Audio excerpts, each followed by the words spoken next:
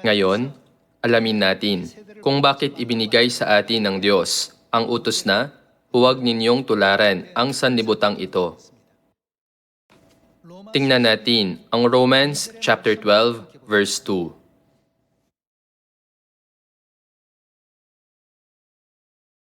Sa Romans chapter 12 verse 2 nasusulat, huwag ninyong tularan ang sanlibutan ito, kundi magbago kayo sa pamamagitan ng pagbabago ng inyong pag-iisip, upang mapatunayan ninyo kung alin ang mabuti, kasiyasiya at lubos na kalooban ng Diyos. Nilalarawan ng Biblia ang henerasyong ito bilang isang lahing masama at mapangalunya. Kahit na pinahihintulot ang lahat ng bagay sa mundo, hindi natin dapat natanggapin ang mga hindi pinahihintulutan ng Diyos. Bakit tayo sinasabihan ng Diyos na huwag tularan ang sanlibutan ito? Pakiramdam ng mga tao na kung hindi sila makakasabay sa mga uso ng mundo, magmumukha silang napaglipasan na ng panahon. Pag hindi natin tinutularan ang paraan ng pananamit o pamumuhay ng mga tao sa mundo, maaari nating madama na napag-iiwanan na tayo ng mundong ito. Gayunman, sinasabi ng Diyos na huwag tularan ang sanlibutan ito. Ito ay dahil nakita na ng Diyos ang katapusan mula sa pasimula. Alam niya kung gaano kasama at mapangalunya ang henerasyong ito ngayon. Sa panahon ni Noe, laganap ang kasalanan sa mundo. At lahat ng ginagawa ng mga tao ay napakasama sa paningin ng Diyos. Kaya hinatulan niya ang mundo sa pamamagitan ng tubig.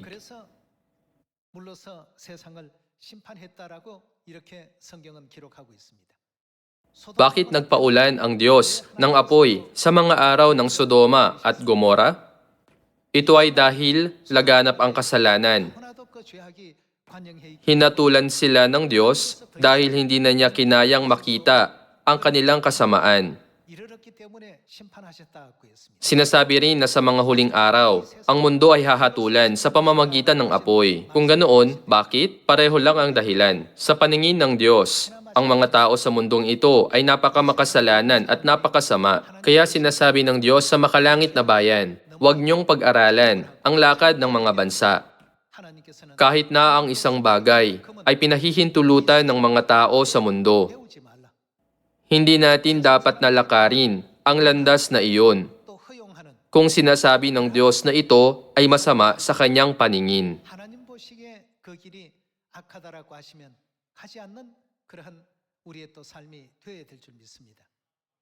Ngayon, iukit natin ang mga katuroang ito ng Biblia sa ating mga puso.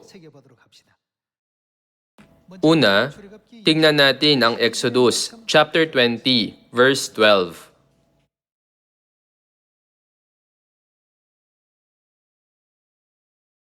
Exodus chapter 20, verse 12. Igalang mo ang iyong ama at ang iyong ina, upang ang iyong mga araw ay humaba sa lupaing ibinibigay sa iyo ng Panginoon mong Diyos. Huwag kang papatay, huwag kang mangangalunya, huwag kang magnanakaw, huwag kang magiging sinungaling na saksi laban sa iyong kapwa. Huwag mong iimbutin ang bahay ng iyong kapwa, huwag mong iimbutin ang asawa ng iyong kapwa, o ang kanyang aliping lalaki, o ang kanyang aliping babae, o ang kanyang baka, o ang kanyang asno, o ang anumang bagay ng iyong kapwa. Sa verse 14, sinasabi ng Diyos, huwag kang mangangalunya. Mga 60 taon na ang lumipas mula nang ipinangaral ni Ama ang Ebanghelyo sa lupang ito at naitatag ang ating Church of God. Sa anumang panahon, tinuturuan tayo ng Diyos, huwag niyong tularan ang masama at mapangalunyang henerasyong ito. Kahit na ang mundo ay masama, ang mga makalangit na anak ay dapat na mamuhay ng banal at makadiyos. Ginising niya tayo na huwag mawalan ng pananampalataya habang hinihintay ang araw ng Diyos. Tingnan natin ang 2 Peter chapter 3.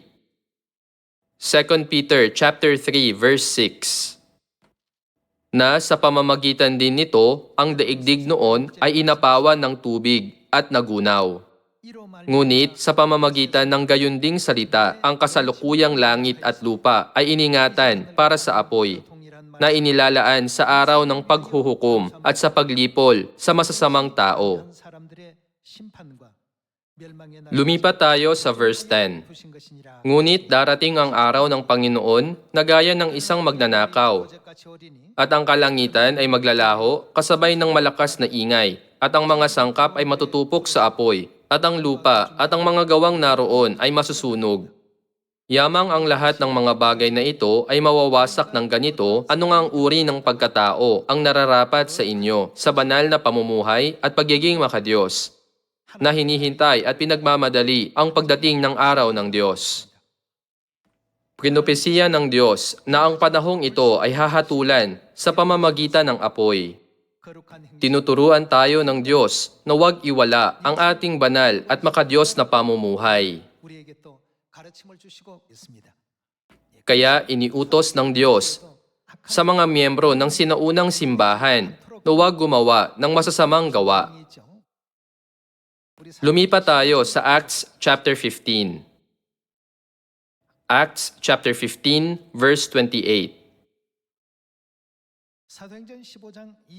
Sapagkat minabuti ng Espiritu Santo at namin na huwag kayong pagpasanin ng higit na mabigat na pasanin, maliban sa mga bagay na ito na kailangan, na kayo'y, umiwas sa mga bagay na inihandog sa mga Diyos-Diyosan, sa dugo, sa mga binikti, at sa pakikiapid. Kung kayo'y iiwas sa mga bagay na ito, ay ikabubuti ninyo.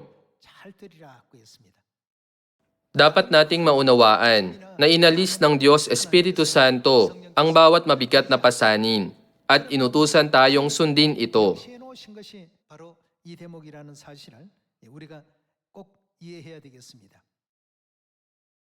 Tingnan natin ang 1 Corinthians chapter 5 verse 1. Chapter 5 verse 1. Sa katunayan ay nababalita na may pakikiapid sa inyo, at ang ganyang pakikiapid ay wala kahit sa mga pagano. Sapagkat ang isang lalaki ay nakikipisan sa asawa ng kanyang ama, at kayo ay nagmamalaki pa, hindi ba dapat kayong malumbay? Malumbay dahil sa ganitong kasamang gawa, upang maalis sa gitna ninyo ang gumagawa nito? Sapagkat bagaman ako ay wala sa katawan, ako'y nasa harapan ninyo sa espiritu. Kaya tulad sa isang nasa harapan ninyo, hinahatulan ko na ang gumawa ng bagay na ito. Sa pangalan ng ating Panginoong Hesus, kapag kayo ay nagkakatipon kasama ang aking espiritu na taglay ang kapangyarihan ng ating Panginoong Hesus, ay ibigay ang ganyang tao, kanino? Kay Satanas. Magpatuloy tayo sa 1 Corinthians chapter 6 verse 18. Umiwas kayo sa pakikiapid. Bawat kasalanang maaaring gawin ng tao ay nasa labas ng katawan. Ngunit ang gumagawa ng pakikiapid ay nagkakasala laban sa kanyang sariling katawan. O hindi ba ninyo nalalaman na ang inyong katawan? Ano ang mga katawan natin? Ang mga ito ay ang templo ng Espiritu Santo, dahil ang ating katawan ay ang banal na templo kung saan nananahan ang Diyos. Hindi natin dapat nadungisan ang templo ng Espiritu Santo sa mga bagay na ito. O hindi ba ninyo nalalaman na ang inyong katawan ay templo ng Espiritu Santo na nasa inyo, na tinanggap ninyo mula sa Diyos, at kayo ay hindi sa inyong sarili? Sapagkat kayo'y binili sa isang halaga, kaya't ano ang dapat nating gawin? Luwalhatiin ninyo ng inyong katawan ang Diyos. Nang winasak ng Diyos ang Sodoma at Gomora, niligtas niya si Lot, isang matuwid na tao. Sa panahong ito, kailangan nating suriin ang pagkakaiba sa pagitan ng mga nawasak at ng mga naligtas. Anong uri ng tao ang naligtas? At sa paanong paraan naligtas ang taong iyon? Bakit hinatulan ng iba sa pamamagitan ng apoy? Sinasabi ng Diyos, o hindi ba ninyo nalalaman na ang inyong katawan ay templo ng Espiritu Santo na binili ng dugo ng Diyos? Kayo ay hindi sa inyong sarili. Hindi kayo dapat na kumilos ng walang ingat. 아무렇게 함부로 행해서는 안 된다. Kayo ay binili sa isang halaga. 그런즉 Kaya ano ang dapat nating gawin? 이게 어떻게 하라고요? Luwalhatiin ninyo ng inyong katawan ang Diyos. Dapat tayong maging ang makalangit na bayan na nagbibigay luwalhati sa Diyos. 해야 되겠죠. 그럼 이 Tingnan natin ito sa Ephesians chapter 5. 에베소 5장 열어보도록 합시다. Kahit na ang isang bagay ay malawak na tinatanggap ng mga tao sa mundo, kung hindi ito kinalulugdan ng Diyos, hindi natin ito dapat na gawin. 우리는 Tayo ay ang templong binili ng Diyos ng kanyang dugo. Ang banal na templo ay hindi dapat na madungisan ng masasamang bagay. 스스로 더럽혀져서는 안 되겠죠. 5장 Tingnan natin ang chapter 5, verse 3. 음행과 Ngunit ang pakikiapid, ang lahat ng karumihan o kasakiman ay huwag sanang mabanggit sa inyo, gaya ng nararapat sa mga banal.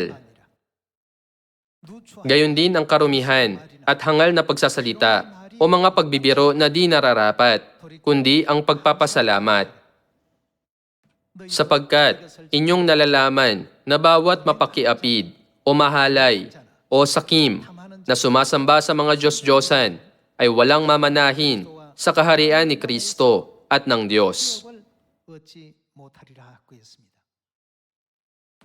Si Iso ay isang halimbawa ng mga nabigong matanggap ang pamana. 인물입니다. Maaari sana niyang manahin ang ari-arian ng kanyang ama, pero hindi siya nakapagtiis ng kahit isang sandali ng gutom 되지 못해서 at naimpluwensyahan ng isang panandaliang damdamin. 치우쳐서 Tingnan natin ang kwento ni Iso na nawala ang kanyang pagkapanganay.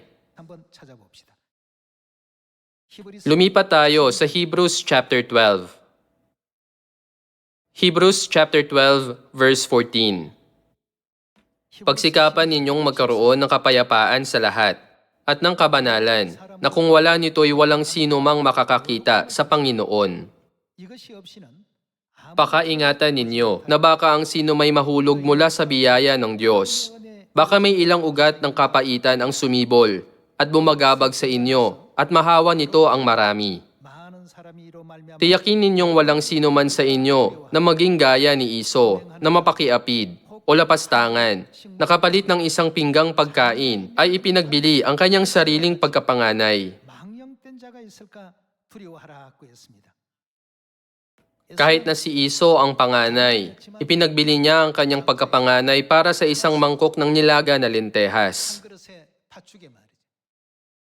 그렇듯 Sa Hebrews chapter 12, tinuturuan tayo na huwag ipagbili ang ating pagkapanganay dahil sa pakikiapid. 않고 팔아버리는 이런 행실을 하지 말라라는 이와 같은 교훈도 아울러서 히브리서 12장에서 담고 있죠. Tiyakin ninyong walang sino man sa inyo na maging gaya ni Iso na mapakiapid o lapastangan, nakapalit ng isang pinggang pagkain ay ipinagbili ang kanyang sariling pagkapanganay. 나는 바와 같이 Verse 17, nalalaman ninyo na pagkatapos ng nais niyang magmana ng pagpapala, 흘리며 siya ay itinakwil sapagkat wala na siyang natagpuang pagkakataon upang magsisi, bagamat pinagsikapan niya iyon na may pagluha. 회개할 기회조차도 Itinuro ng Diyos sa pamamagitan ng Biblia na maaari ding maiwala ng isang tao ang pagkakataong magsisi. 없습니다. 이 Sa huling panahong ito, maninirang puri si Satanas at tutuksohin maging ang makalangit na bayan sa paggawa sa mundo na maging masama at mapangalon niya. 이런 Dahil ang Diyos na nakita ang wakas mula sa pasimula ay nakakaalam na ang mga tao ay maaaring mahulog sa ganitong masasamang pakana. 굉장히 하나님께서 Binigyang diin niya sa atin ang kabanalan at pagiging makadiyos. 장면을 볼 수가 있습니다. 예, 계속 Lumipat tayo sa Proverbs chapter 6 verse 23.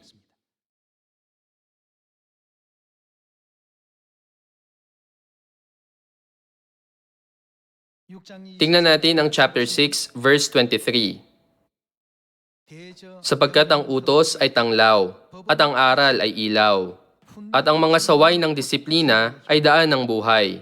이것이 Upang mula sa masamang babae ay maingatan ka, mula sa tabil ng dila ng mapangalon niya. 말에 빠지지 않게 하리라. 내 마음에 Huwag mong nasain sa iyong puso ang kanyang ganda, at huwag mong hayaang mahuli kanya ng kanyang mga pilik mata. 음료로 인하여 Sapagkat ang masamang babae ay maaaring upahan ng isang pirasong tinapay, ngunit hinuhuli ng mga ngalunya ang mahalagang buhay. 사람이 불을 품에 Makapagdadala ba ng apoy ang isang tao sa kanyang kandungan at hindi masusunog ang kanyang kasuotan? 보야 Sa nagbabagang uling, makalalakad ba ang isang tao at ang kanyang mga paa ay hindi mapapaso? 이와 같을 Gayon ang sumisiping sa asawa ng kanyang kapwa. Sinumang humipo sa kanya ay hindi maaaring walang parusa. 도적이 만일 Hindi hinahamak ng mga tao ang magnanakaw kapag siya'y nagnanakaw, upang kapag siya'y gutom, siya'y masiyahan. 7배나 Gayunmay, kung siya'y mahuli, makapito niyang pagbabayaran. Ibibigay niya lahat ang laman ng kanyang bahay. 부녀와 Walang sariling bait siyang nangangalunya. Ang gumagawa niyon ay sarili ang, sinisira. 영혼을 망하게 한다 하였습니다. Naglalagay si Satanas ng lahat ng uri ng mga tukso at mga bitag para hadlangan ang mga anak ng Diyos sa pagtanggap ng kaligtasan. 방해하고 있습니다. Sinabi ni Jesus, huwag niyong tularan ang sanlibutang ito dahil ito ay masama at mapangalunya. Sinabi niya na hindi natin dapat na tularan ang mundong ito. Hindi ba't dapat nating tularan ang halimbawa ng Diyos? Dapat nating sundan ang banal na landas ng Diyos. Lumipat tayo sa chapter 7. Proverbs chapter 7 verse 1. Anak ko, ang mga salita ko'y iyong ingatan at ang aking mga utos ay iyong pahalagahan. Sundin mo ang aking mga utos at mabubuhay ka. Ingatan mo ang aking aral na parang itim ng iyong mata. Verse 7. At ako'y tumingin sa mga walang muwang. Ako'y nagmasid sa mga kabataan. May isang kabataang walang katinuan na dumaraan sa lansangan na malapit sa kanyang panulukan. At siya'y humayo sa daan na patungo sa kanyang bahay. Sa pagtatakip silim, sa kinagabihan, sa oras ng gabi at kadiliman. At narito, siya'y sinalubong ng isang babae na nakagayak tulad ng isang upahang babae at tuso sa puso. Siya'y matigas ang ulo at maingay. Ang kanyang mga paa ay hindi tumitigil sa bahay.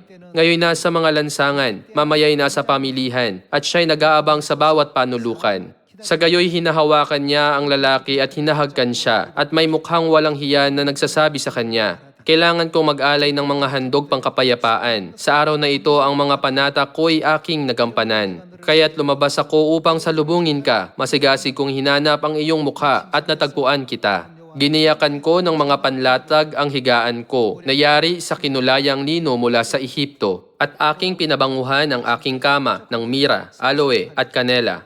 Halika, magpakabusog tayo sa pag-ibig hanggang sa kinaumagahan. Magpakasaya tayo sa paglalambingan. Sapagkat ang aking asawa ay wala sa bahay, sa malayong lugar siya'y naglakbay. Siya'y nagdala ng isang supot ng salapi, sa kabilugan ng buwan pa siya uuwi.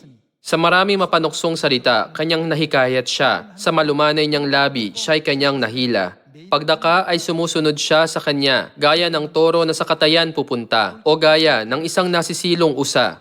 Hanggang sa ang isang palasoy sa bitukan niya tumagos, gaya ng ibong sa bitag ay humahangos, na hindi nalalamang kanyang buhay ay matatapos. Ngayon nga, mga anak, dinggin ninyo ako. Sa mga salita ng aking bibig ay makinig kayo. Huwag ibaling ang iyong puso sa kanyang mga lakad, huwag kang maliligaw sa kanyang mga landas. Sapagkat napakarami na niyang itinumba, oo, lubhang marami na siyang naging biktima. Daang patungo. Saan? Sa Sheol ang kanyang bahay. Pababa sa mga silid ng kamatayan. Patungkol sa mga bagay na ito, ang Biblia ay nagbibigay sa atin ng maraming babala. Ang dahilan kung bakit binabalaan ng Diyos ang kanyang makalangit na bayan tungkol sa mga bagay na ito ay na mahirap para sa mga taong ito na bumalik sa Kanya. Madaling iniiwan ng kanilang mga puso ang Diyos. Dahil alam ito ni Satanas, naglalagay siya ng maraming instrumento ng panlilinlang sa paligid natin at aktibong pinupuno ang mundo ng pakikiapid. Lumipat tayo sa Hosea chapter 4. Hosea chapter 4 verse 12. Ang aking bayan ay sumasangguni sa bagay na yari sa kahoy, at ang kanilang tungkod ay nagpapahayag sa kanila. Sapagkat iniligaw sila ng espiritu ng pagiging bayarang babae, at sila'y tumalikod sa kanilang Diyos upang maging bayarang babae. 떠났음이니라 구했습니다. Maging ang mga banal na mapagbiyayang sumusunod sa landas ng Diyos ay maaaring mailigaw ng mga ganitong bagay, madaling tumatalikod sa Kanya. 잃어버리게 되고 저버리게 되는 이런 일들이 생겨날 수 Tingnan natin ang verse 13. 13 Sila'y naghahandog ng mga alay sa mga tuktok ng mga bundok at nagsusunog ng kamanyang sa ilalim ng mga ensina at ng mga alamo at ng mga roble, sapagkat ang lilim ng mga iyon ay mabuti. Kaya't ang inyong mga anak na babae ay naging bayarang babae, at ang inyong mga manugang na babae ay nangangalunya. Ang makalangit na bayan ay maaaring iwan ang Diyos sa ganitong paraan. At alam na alam ni Satanas ang kanilang mga kahinaan. Kaya naman sa pamamagitan ng mga katuruan ng Biblia, paulit-ulit na sinasabi ng Diyos na huwag tularan ang sanlibutang ito. Mahigpit niyang binigyang diin, huwag kayong mahulog sa kahangalan ng pagsunod sa sanlibutan, nang dahil lang sa sinasabi nitong ganito kasi talaga. Lumipat tayo sa Hosea chapter 5 verse 4. Tingnan natin ang chapter 5 verse 4. Hindi sila pinahihintulutan ng kanilang mga gawa na manumbalik sa kanilang Diyos. Ang kanilang mga gawa ay humahadlang sa kanila mula sa pagbalik sa Diyos. Ito ay dahil ang ibang mga kasalanan ay ginagawa sa labas ng katawan, pero ang pakikiapid ay ginagawa sa loob ng sariling katawan. Tingnan natin ang verse 4. Hindi sila pinahihintulutan ng kanilang mga gawa na manumbalik sa kanilang Diyos, sapagkat ang espiritu ng pagiging bayarang babae ay nasa loob nila, at bilang resulta, sino ang hindi nila nakikilala? Hindi nila nakikilala ang Diyos. Binabalewala nila ang salita ng Diyos. Sa huli, wala sila sa kanilang katinoan. Kung tinatahak man nila ang landas ng katotohanan o namumuhay sa maling landas. Dahil maaari pa nating maiwala ang tamang paghatol, patuloy tayong binabalaan ng Diyos na mag-ingat sa mga bagay na ito. Magpatuloy tayo sa verse 5. Ang kapalaluan ng Israel ay nagpapatotoo laban sa kanya. Kaya't ang Israel at Ephraim ay natitisod sa kanilang pagkakasala. Ang Judah ay natitisod din kasama nila. Sila'y hahayong kasama ng kanilang kawan at ng kanilang bakahan upang hanapin ang Panginoon. Ngunit hindi nila siya matatagpuan. Bakit kaya? Siya'y lumayo sa kanila. Naiwala ni Iso ang kanyang pagkapanganay at kalaunan nang sinubukan niyang muling matanggap ang pagpapala na iyon, umiyak siya ng may kapaitan at nagmakaawa sa kanyang ama. Gayunman, sinabi ng kanyang ama, ang lahat ng pagpapala ay naibigay na kay Jacob. Ang pagpapala na naibigay na ay hindi na mababawi. Ang mapakiapid ay magiging gaya ni Iso na umiyak. Sinasabi ng Diyos na huwag nating iwala ang mga walang hanggang makalangit na bagay dahil sa mga pansamantalang kalayawan. Sinasabing, huwag niyong tularan ang sanlibutang ito. Makikita natin sa Biblia na mariin itong binigyang diin ng Diyos. Tingnan natin ang 2 Peter chapter 2 verse 5. Tingnan natin ang chapter 2 verse 5. At kung paanong ang matandang daigdig ay hindi niya pinatawad, bagaman iniligtas si Noe na tagapangaral ng katuwiran, kasama ng 7 iba pa, noong ang daigdig ng masasamang tao ay dinalhan ng baha. Kung paanong pinarusahan niya ng pagkalipol ang mga lunsod ng Sodoma at Gomora na ginawa niyang abo, upang maging halimbawa sa mga mamumuhay sa kasamaan. At kung paanong, ano ang ginawa niya? Iniligtas niya ang matuwid na si Lot na lubhang nabagabag sa mahahalay na pamumuhay ng masasama. Ang matuwid na espiritu ni Lot ay nabagabag dahil sa mga gawa ng pakikiapid na nasa paligid niya. Kaya niligtas ng Diyos si Lot na isang matuwid na tao. Verse 8, sapagkat ang matuwid na taong ito na nabuhay na kasama nila araw-araw ay lubhang nabagabag ang matuwid na kaluluwa dahil sa kanilang masasamang gawa na kanyang nakita at narinig. Kung gayon, ang Panginoon ay marunong magligtas ng mga banal mula sa pagsubok at maglaan ng mga di matuwid sa ilalim ng kaparusahan hanggang sa araw ng paghuhukom. Ginigising tayo ng Diyos sa bagay na ito sa pamamagitan ng 2 Peter chapter 2. Nangyari ang isang katulad na insidente sa disyerto, 3,500 taong nakalilipas.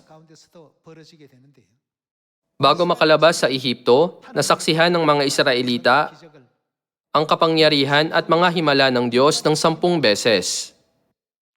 Kahit pagkatapos nilang makalabas, naantig sila sa kapangyarihan ng Diyos at nakibahagi sa himala ng dagat na pula.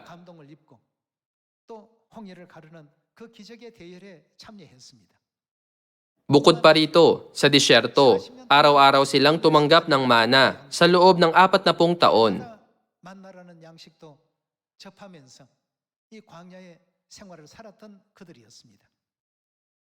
Gayunman, sa ika-40 taon, nakatagpo nila ang mga babaeng Moabita. Nahuhulog sa kasamaan sa pagkain ng mga pagkaing hinandog sa mga Diyos-Diyosan. At sumasamba rin sa mga Diyos-Diyosan kahit na naranasan nila ang kapangyarihan ng Diyos sa loob ng 40 taon. Gumamit si Satanas ng isang tusong alas sa huli. Maging ang mga taong lumakad sa pagsunod sa loob ng 40 taon. Hanggang sa bago mismo sila pumasok sa lupain ng Kanaan, ay natukso sa mga babaeng Moabita, nahulog sa pagsamba sa mga Diyos-Diyosan, at winala ang Diyos. Pareho ito kay Iso, na hindi nakapagtiis ng gutom, at ipinagbili ang kanyang pagkapanganay para sa isang mangkok ng nilaga na lentehas. Dahil alam ng Diyos ang lahat ng ito, sinasabi niya sa atin na sa mga huling araw, ang mundo ay magiging napakasama at mapangalon niya. Kaya ang bayan ng Diyos na nananabik sa langit ay dapat na magkaroon ng pananampalataya na maalab na hinihintay ang araw ng Diyos nang may mga banal na gawa at pagkamakadiyos. Nakatagpo nila ang mga babaeng Moabita sa ika-40 taon, ilang buwan lang bago sila makapasok sa Kanaan. Ang mga ito ang mga huling pakana bago sila makapasok sa Kanaan. Dahil alam ng Diyos na mangyayari ang masasamang bagay na ito sa panahong ito, nais ng Diyos na mamuhay ng banal at makadiyos ang kanyang mga anak. Numbers chapter 25 verse 1. Tingnan natin ang chapter 25 verse 1. Samantalang ang Israel ay naninirahan sa Shittim, ang taong bayan ay nagpasimulang makiapid sa mga anak na babae ng Moab. Sapagkat inanyayahan ng mga ito ang taong bayan sa mga paghahandog sa kanilang mga Diyos, at ang bayan ay kumain at yumukod sa mga Diyos ng Moab. Ang Israel ay nakipag-isa sa Baal ng Peor, at ang galit ng Panginoon ay nagningas laban sa Israel. Verse 4. Kaya't sinabi ng Panginoon kay Moises, isama mo ang lahat ng pinuno sa bayan at bitayin mo sila sa harap ng araw, sa harap ng Panginoon, upang ang matinding galit ng Panginoon ay mapawi sa Israel. Sinabi ni Moises sa mga hukom sa Israel, patayin ng bawat isa sa inyo ang mga taong nakipag-isa sa Baal ng Peor. At dumating ang isa sa mga anak ni Israel at nagdala sa kanyang mga kapatid ng isang babaeng Midyanita sa paningin ni Moises at ng buong kapulungan ng mga anak ni Israel, habang sila'y umiiyak sa pintuan ng toldang tipanan. Nang makita ito ni Phinehas, na anak ni Eleazar, na anak ng paring si Aaron, ay tumindig siya sa gitna ng kapulungan at hinawakan ng isang sibat. Pumunta siya sa likod ng lalaking Israelita sa loob ng tolda at tinuhog silang pareho ang lalaking Israelita at ang babae, tagos sa katawan nito. Sa gayon ang salot ay huminto sa mga anak ni Israel. Ang mga namatay sa salot ay 24,000. Labis na nagalit ang Diyos, kaya nagdala siya sa kanila ng salot. Dapat nating iukit sa ating mga puso na ang mga bagay na ito ay hindi kailanman nakalulugod sa Diyos. Dahil alam na alam ng Diyos kung paano inaakay ni Satanas ang bayan ng Diyos tungo sa pagkawasak. Binigyang diin ng Diyos sa atin na alalahanin ang mga salitang ito. 이 말을 깊이 명심하라. 계속해서 강조해 주신 장면을 바라볼 수가 있습니다. 에베소 Nasusulat sa Ephesians chapter 5 na ang mapakiapid ay hindi kailanman magmamana ng kaharian ng Diyos. 우리는 Hindi natin dapat na ituring ang mga salita ng Biblia bilang isang biro. 이 모든 Ang mga ito ay ang mga lubos na salita ng Diyos. 태초부터 종말을 Ang mga ito ay manual ng kaligtasan na ibinigay sa atin bilang isang kaloob 선물과도 같은 para iligtas ang makalangit na bayan dahil alam ng Diyos ang wakas sa pasimula. 되겠습니다. Gaano man kasama at mapangalunya ang mundo, 변한다 할지 dapat na sumailalim sa matutuwid at mabubuting pagbabago ang makalangit na bayan, alinsunod sa mga katuruan ng Diyos. 변화가 일어나야 되겠죠. Hinihiling sa inyo na walang maiiwan at ang lahat ng makalangit na anak ay ligtas na makapasok sa langit. Nais kong tapusin ang sermon ngayon. Maraming salamat. 감사합니다.